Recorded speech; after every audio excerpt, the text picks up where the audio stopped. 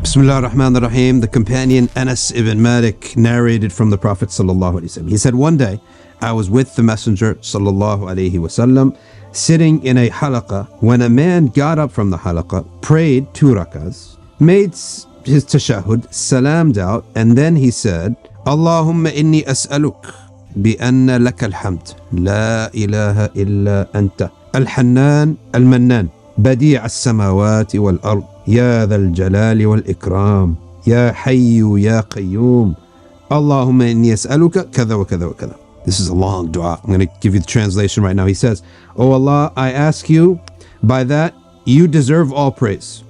There is none worthy of worship but you, the most compassionate, the most giving, innovative creator of the heavens and the earth, of majesty and praise. O living and self-sustaining, I ask you such and such. Oh Allah, I ask you such and such and such and such. The Sahaba looked and the Prophet was listening. And then the Messenger sallallahu alaihi wasallam said, Ataduruna bima da'a? Do you know what he mentioned in his dua, what he prayed with? They said, Allah and his Messenger know best. He said, Walladhi nafsi biyadih, by the one in whose soul is my hand. He has asked by al-ism al-a'zam, alladhi idha du'iya bihi ajab, which if he is asked by, he answers, and if he is requested with it, he gives.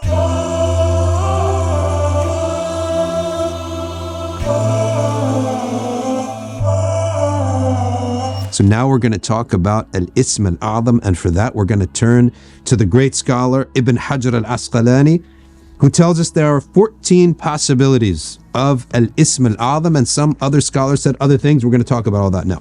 The Prophet sallallahu alaihi wasallam said, Ismullah al-a'zam, the great name of Allah subhanahu wa ta'ala, the greatest of all names, is in the opening of Al-Baqarah, Ali Imran, and Taha, these 3 chapters of Quran. Surah Al-Baqarah opens, Allahu la ilaha illa huwa al-hayyul qayyum. He meant by that Ayat al-Kursi, Allahu la ilaha illa huwa al-hayyul qayyum. Ali Imran opens with, Allahu la ilaha illa huwa al-hayyul qayyum. Same meaning.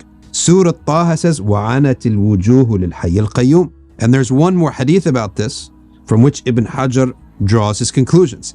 This hadith is narrated from Buraidah, in which a man recited, Allahumma inni as'aluka anni ashhadu annaka anta Allah, la ilaha illa ant, al-ahadu as-samad, alladhi lam yalid wa lam yulad wa lam yakun lahu kufuwan ahad. The man said this dua. The Prophet sallallahu alaihi wasallam said, لَقَدْ سَأَلْتَ اللَّهَ بِالْإِسْمِ الَّذِي إِذَا سُئِلَ بِهِ أَعْطَى.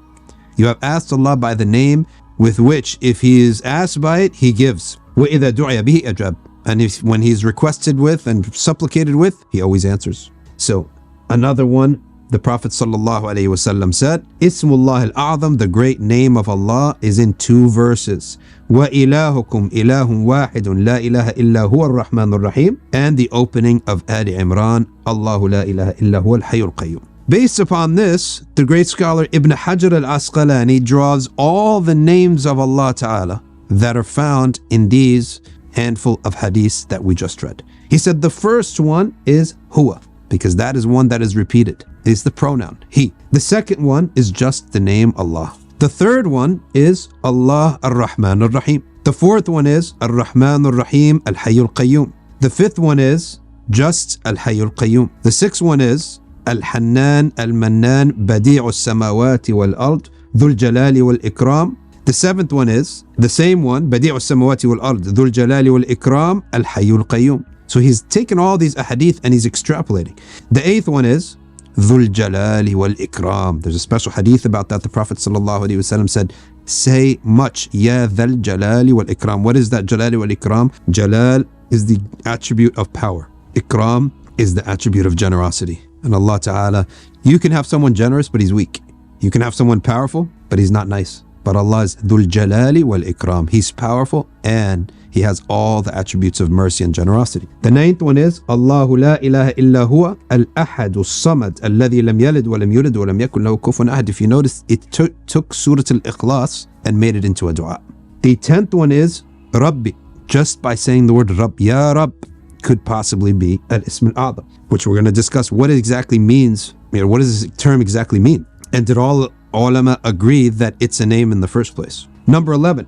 La ilaha illa anta subhanaka inni kuntu min al-zalimin. Some people said it's that. Number 12. هو الله الذي لا إله إلا هو رب العرش العظيم. Number 13 they said is كلمة التوحيد, لا إله إلا الله. As the Prophet ﷺ said, the best word that prophets brought down to this life and to this world is La ilaha illallah. And number 14, he said, it's hidden.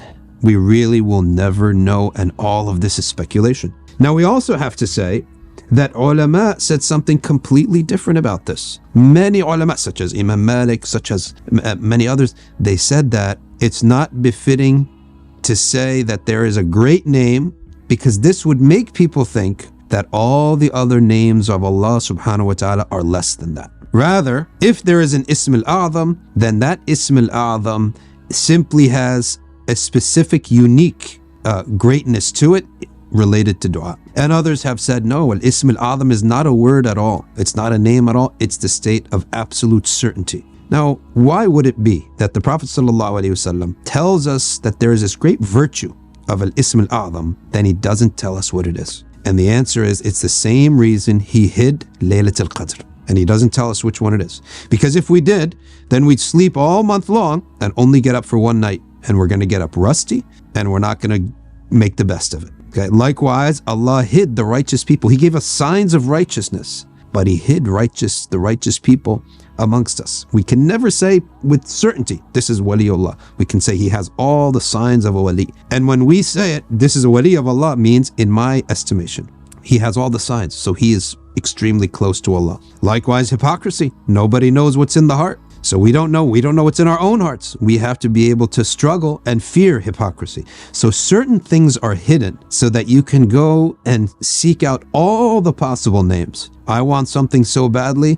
This list here, I'm going to make dua with this one, with the next one, with the one after that. I'm going to make dua with all of them. Well, what's going to end up happening? You're going to get good at dua. Likewise, I don't know when Laylatul Qadr is. So I'm going to imagine it's this night, then the next night, then the next night. Well, what's going to happen? By the end of the month, your ibadah, you are rolling. You're moving well. You're doing very well in ibadah because you keep doing it. So by hiding something inside of something else, this is where Allah subhanahu wa ta'ala gets the most out of us. If you liked the video that you just watched, subscribe to our YouTube channel, click the bell for notifications, and if you really liked what you just saw, support us at patreon.com/Safina Society.